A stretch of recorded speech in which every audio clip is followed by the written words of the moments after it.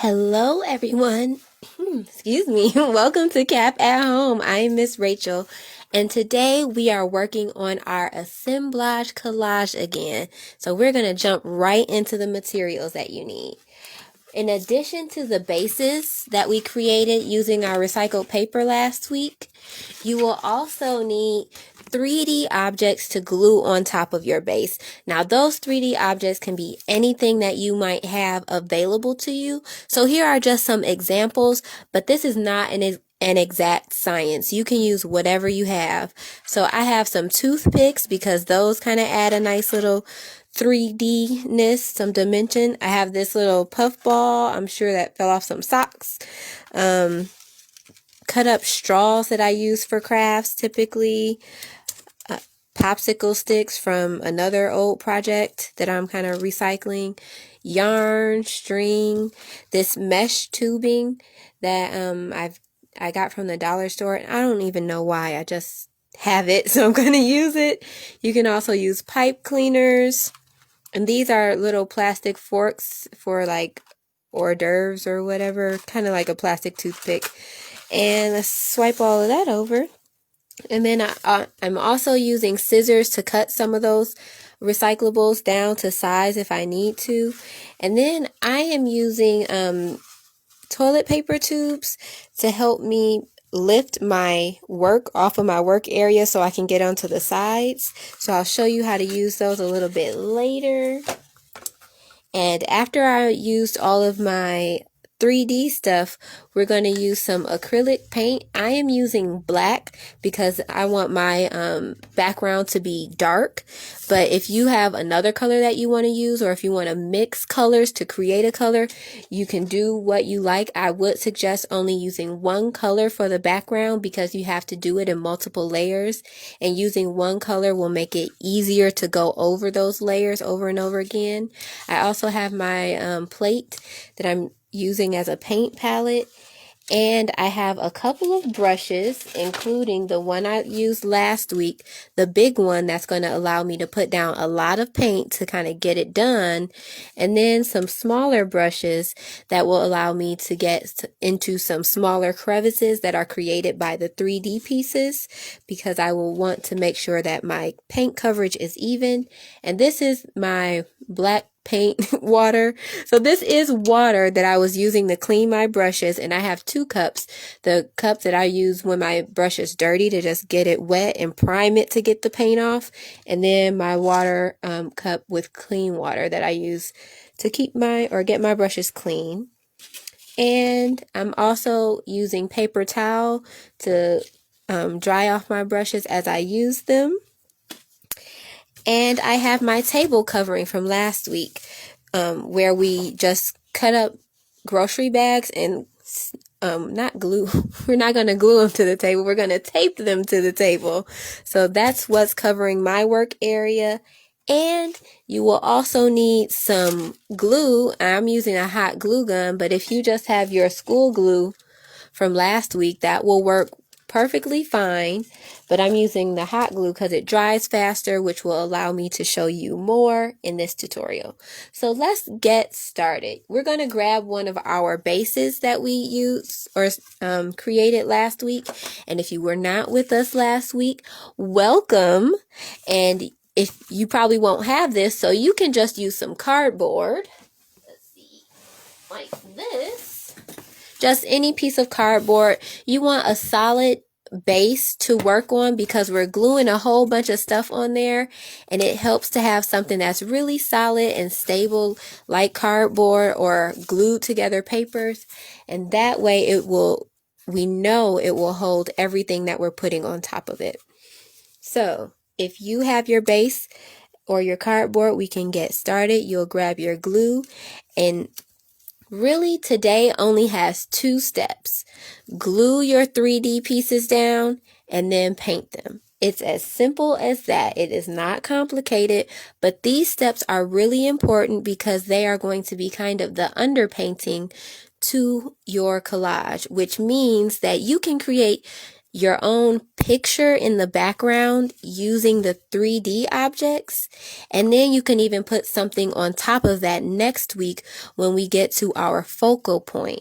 So this is an awesome way to create not only depth in what we see, but depth in the meaning of what's going on with your collage. So I have these pieces and I'm going to glue them down pretty quickly because this is my demonstration, but I would suggest that you take time to play with your layout and put things in place and see if you like them there and if they hold that meaning that you want them to have, because this is a great time, like I said, to really think about what you're going to do next rather than just rushing into it.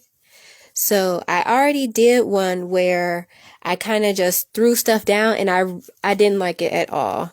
So I really do suggest taking your time and thinking about what your goal is with this collage, what your theme is going to be, and creating a plan. So I have a bunch of different stuff here, and I kind of don't. Well, let's see, what else can I do? I'm going to use all of these toothpicks because there's not a lot left. And you could even use this box too. You could glue that on there. So let's see where we can go with that. I think if I glue the box on there, then that will be kind of a focal point for me. So I'm going to take the little tabs off, slide this out the way, and start with this box.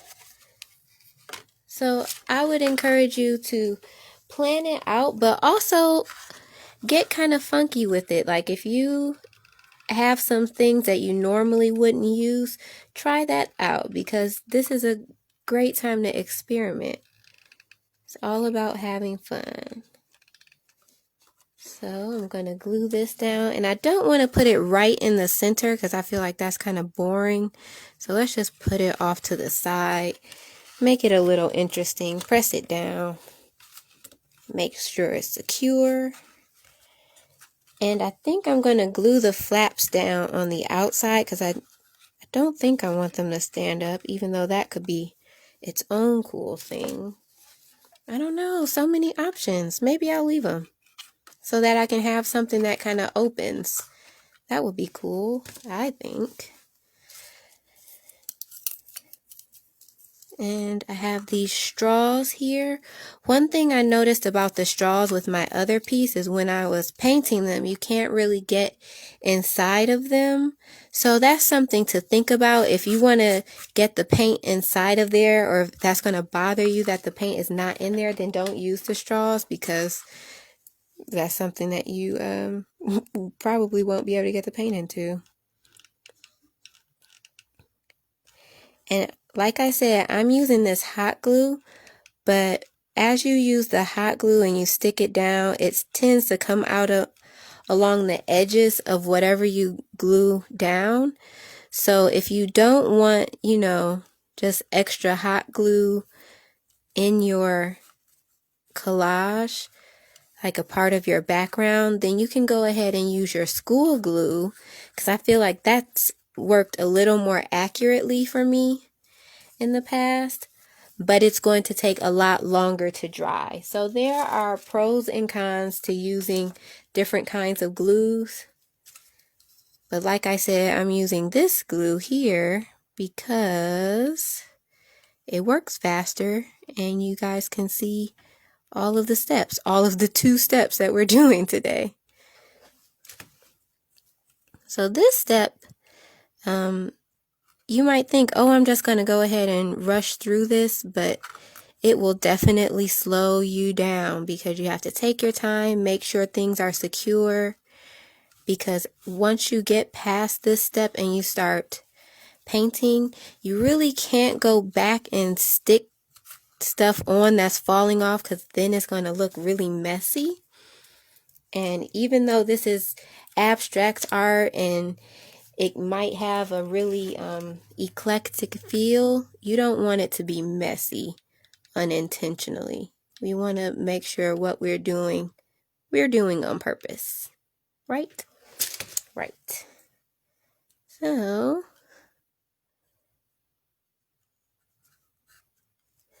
on my other piece that you will see come into frame in a few moments, I've kind of used my straws to create like this sunburst pattern.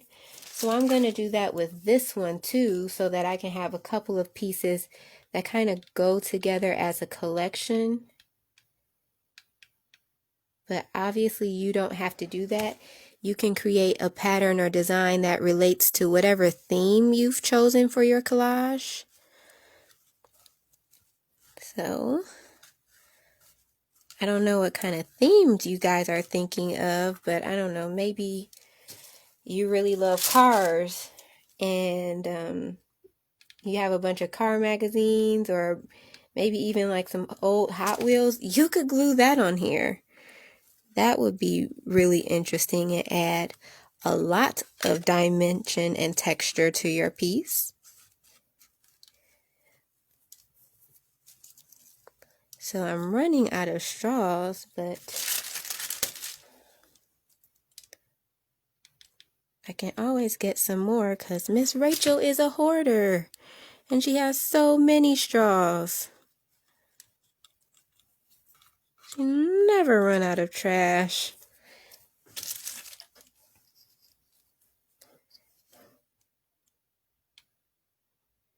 So if you missed last week was the first day of my 4-Monday series where we are making a collage, but we are making a very sculptural collage called Assemblage, where we're adding 3D pieces in there instead of just two-dimensional papers and pictures and things. We're adding some height to our collages. So last week we took magazine papers and we glued them together to create thicker magazine papers. And then we also took recycled paper. It might have been magazine paper. This is construction paper here, junk mail, all that kind of stuff. And we ripped it up and put it on top of our magazine paper bases to add texture to the background, so that when we paint this, we don't just have a flat surface. We're all about adding texture and interest and dimension. So that's a quick recap of what we did last week in case you want to catch up. But if you want to watch the video, it is available everywhere Cap at Home is available, which is Facebook, Instagram, and YouTube. So make sure you're following us and you're checking us out every Monday through Thursday at 4 o'clock. Alrighty. So I'm liking what I am starting to put together here. I really like this flap. I'm still not sure about how well this is going to come together once this is painted. I think I'll go ahead and glue those down so that this box is a little more secure. So add some glue there.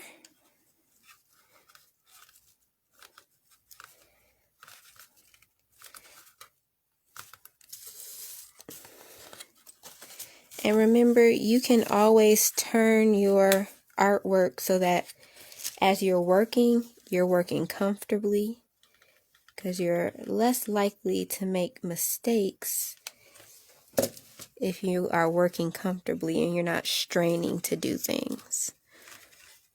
So I always have students who are like doing all kinds of crazy stuff with their arms. I'm like, you don't have to be a gymnast to be an artist. You can make it comfortable. Alrighty.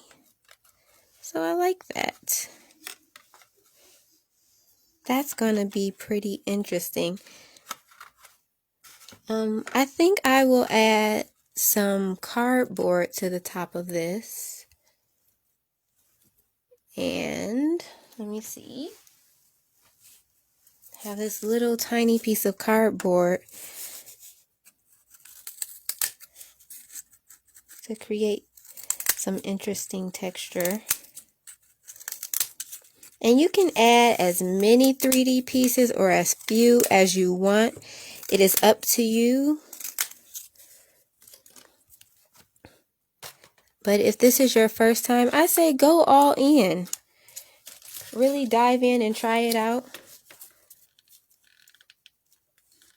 And then once you get a feel for what's going on, you can redo this and you'll know what to do.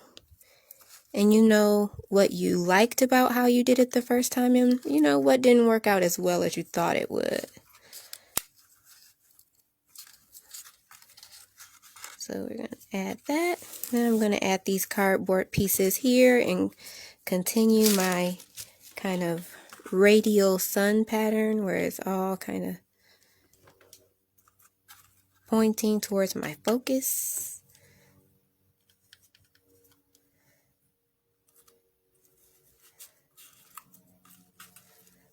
Alrighty, so you could really spend a lot of time on this, and I'm sure you guys understand how to glue things to paper.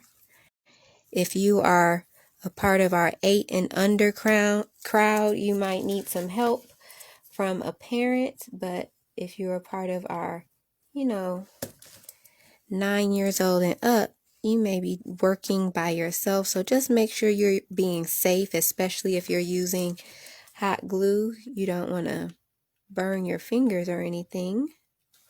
And make sure your table is covered so that you're not leaving art material on the table that will ruin it. Okay, so I'm just going to stop myself right now because you get the idea. Glue your 3-dimensional pieces down, come up with a pattern, have a thought process behind this, because even though, it is going to look kind of crazy to some people, if you have a thought pattern behind it or an idea, you can make people understand that. So once you have this and it is dry, if you've used your Elmer's glue, you'll need to set this to the side to dry, possibly overnight. But once you have this in place, it is time to paint. So I'm going to set this to the side and pour some more paint down on my palette.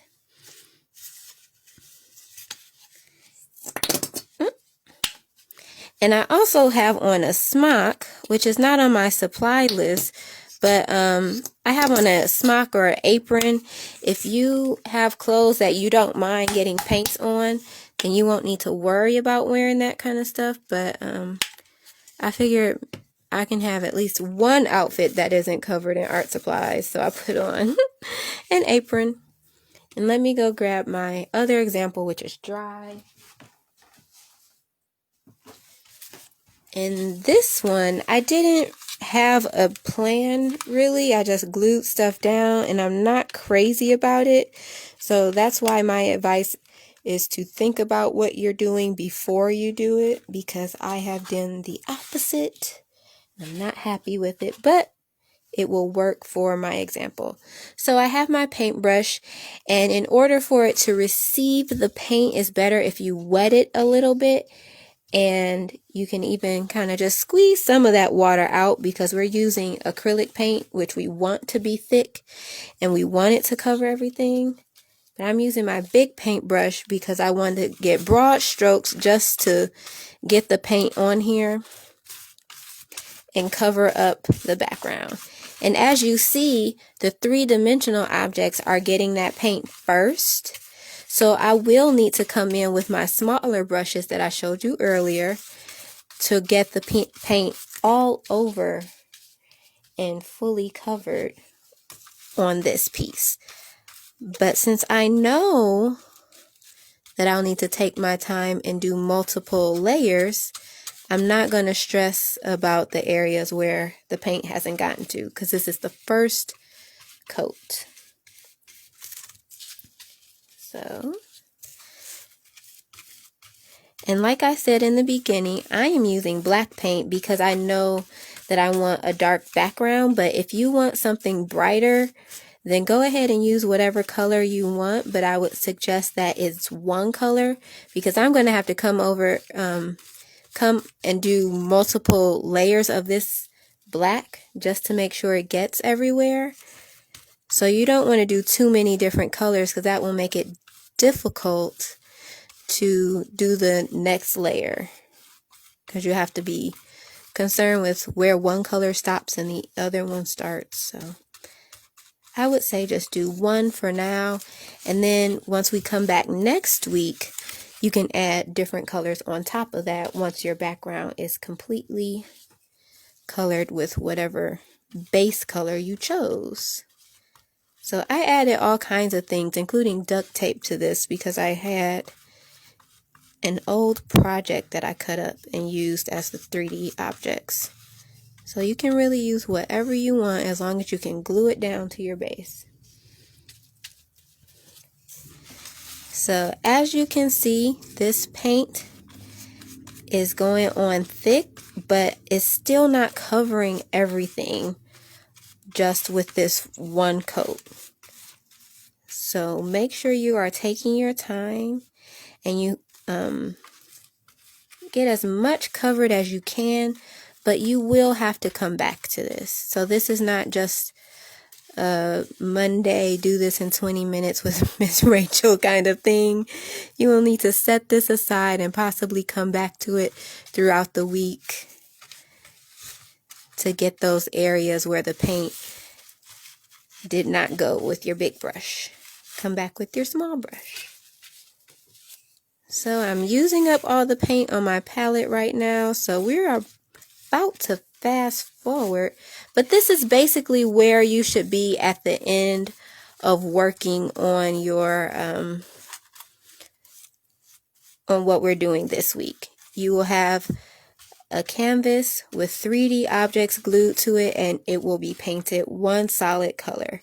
Next week is when we're really going to get funky with it and add our focal points and add the interesting stuff that's going to catch people's eye immediately. But this is the stuff that people are going to be drawn to once they look at that stuff that's on top. They're going to be like, oh my God, I didn't know that all of this was going on in the background. So it will give people a reason to look at this more deeply. Okay. All right, I'm running out of paint here. So let's just fast forward and pretend that I've already done a couple of coats on this.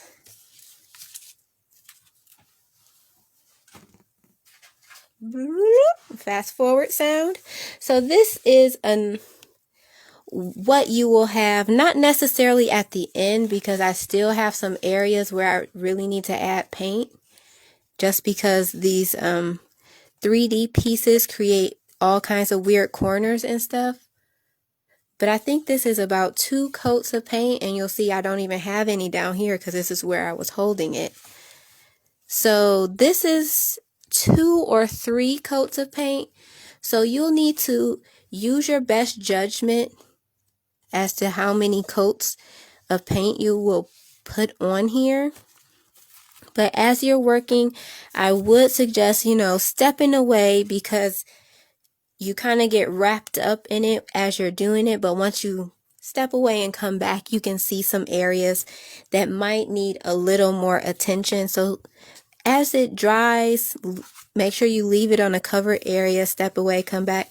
And I see all these smaller places where I still need to add paint. So I will do that later on throughout the week. And I will have a completely black canvas when we come back next Monday and start to add other things to it. So that is it for today. The 2 steps for today are to glue your 3D pieces down and to paint them. It is super simple. Make sure you're taking your time and you're thinking and you're planning your design so that we can create interest in the background, because it's not just about the things that pop on top. We want some depth in there. So thank you so much for joining me today. Make sure you are following us on Facebook, Instagram, and YouTube so that you can see all of our videos. And if you need some help or some guidance, or if something was not clear in this video, you can leave a question for me in the comments and I will be happy to help you. That is what I'm here for. So I am Miss Rachel. We're working on our assemblage collage. We're about halfway through and I will see you guys next Monday so that we can get some more done on this. Bye.